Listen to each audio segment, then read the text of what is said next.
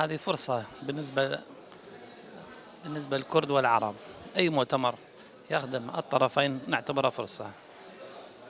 هناك عديد من المشاكل بين الكرد والعرب، فأي مؤتمرات بالتأكيد سيكون لها تأثير إيجابي في خلق جو جيد بين الكرد والعرب.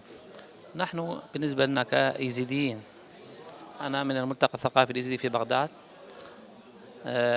نتمنى أن يتأثر الأخوة الكرد أو العرب كليهما بهذه المؤتمرات، لأن ما ستخرج بالتأكيد من هذه المؤتمر هي ورقة تخدم الطرفين. هناك الكثير من المشاكل العالقة بين الكرد والعرب من ضمنها المادة 140. نتمنى أن تكون هذه المؤتمرات تشير إلى هذه المادة، وبالتالي يكون هناك فرصة جيدة للتعاون والتسامح بين الكرد والعرب. حقيقة سؤال وجيه ومهم.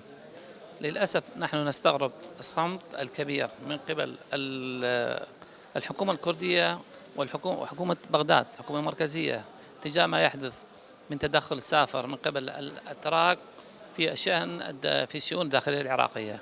وما كانت الضربة الأخيرة التي قام بها الأتراك في منطقة السنجار، وبالتالي قتل أحد المواطنين الإيزيديين الأبرياء، إلا دليل على ذلك. هناك صمت كبير وعدم الإشارة إلى هذه التدخلات، ونحن نستغرب لما هذا الصمت. لا نعرف هل هناك اتفاقية بين العرب والكرد من جهة العراق مع العثمانيين أم لا نعرف.